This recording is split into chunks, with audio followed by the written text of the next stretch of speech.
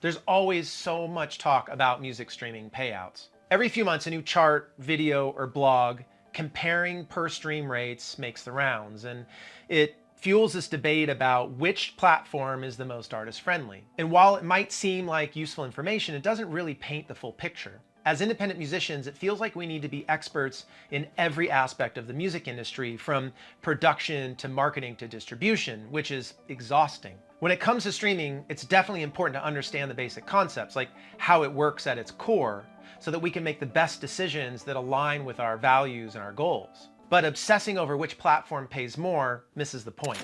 Before we get into the video, I want to tell you about Supertape. Supertape is a website builder specifically for bands and musicians that automatically keeps your music, your merch, your videos, and your tour dates up to date. It's fast, affordable, and a huge upgrade to your boring link in bio. Check us out at supertape.com. All right, let's get back into it. We all know that music streaming platforms let people listen to music on demand, whether through a paid subscription or free with ads. And there are dozens of them. And some of them are more well-known than others, and some are more focused on region or genre or even sound quality. And typically, getting your music on these platforms requires a distributor like CD Baby, DistroKid, Ditto, or one of the many others. And you can choose which platforms your distributor delivers your music to. Some artists have really strong opinions about certain platforms, and as you gain a better understanding of how these models work, you'll see why. This knowledge will also help you make informed decisions that will be aligned with your goals as a musician. So let's talk about money. Making money from streaming isn't simple. And I don't want to go into all the boring details here. We don't need to be experts. We just need to understand the basics. So here's my oversimplification. Most streaming platforms use what's called a pro rata model, where all subscription and ad revenue goes into one giant pot and then gets divided up based on total streams. I've been using this analogy of pooling tips at a restaurant to explain it. Imagine all the tips go into one big jar, and at the end of the night, they're split up based on who served the most tables. Even if a listener only listened to indie artists or a specific artist all month,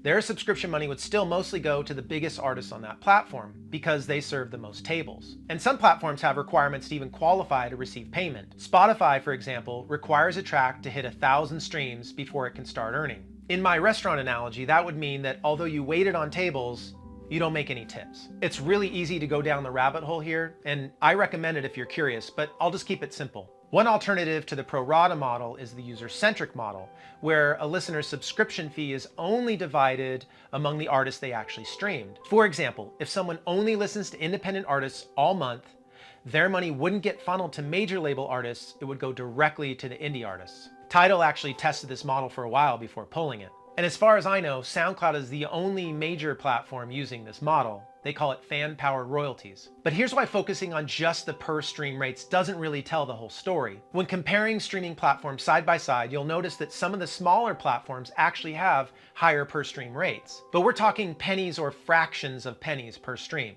Ben Jordan recently posted a video on YouTube that compared per stream rates and found that Peloton was the highest paying platform, with the runner-up being the French platform Kubos. Kubos. At first glance, this can seem like a great opportunity, but let's dig into this. These higher pay rates are more reflective of two key factors. One, lower subscriber numbers, and two, less music on the platform. With fewer subscribers, there's less competition for the revenue pool, which can drive up per stream payouts. But just because these platforms pay more per stream doesn't mean they're the best option for building your music career. These smaller platforms usually don't have the same tools for promoting your music or engaging with listeners as the larger platforms do. There are less opportunities for discovery, and some of these platforms lack features like playlists, artist profiles, and other promotional tools that can help drive fan engagement. When you focus on platforms with higher payouts and less engagement, you're not necessarily maximizing your potential. So it's really important to consider not just the per stream rate, but how many listeners you can actually reach and how that platform supports your efforts to grow an audience. Higher payments don't mean much if you're not actually able to connect with people who will listen to your music and support you. So what's the answer? Focusing on per stream rates alone doesn't really make sense. What actually matters is how many engaged listeners you can reach and how that platform helps you grow your audience. A sustainable music career isn't built on streaming payments alone. It's about engagement, branding, and diversifying your revenue streams, which sounds like business speak because it is. If you want to explore more revenue streams, check out my video on the different ways that musicians can make money. At the end of the day, it's important to have a presence on as many platforms that make sense or feel right to you. But just having your music on the platforms isn't enough. You need to claim your artist profiles, add photos, bio, links to social and website, and take advantage of all the features that each platform has to offer, like lyrics, videos, canvases, and any playlist submission tools. It's better to think of streaming as just one piece of the puzzle. The more tools you use, the better the chances are of building something sustainable. And the reality is, unless you're getting millions of streams per month, streaming isn't paying the bills. Instead, think of streaming as a discovery tool, a way for listeners to find you so that you can guide them to things that actually generate income, like merch, live shows, fan-supported platforms like Patreon, licensing opportunities, and direct-to-fan sales like Bandcamp, cutting out the middleman and keeping more of the revenue. And just like you shouldn't rely on one revenue stream, you also shouldn't rely on one platform. If Spotify shut down tomorrow, would your music career survive?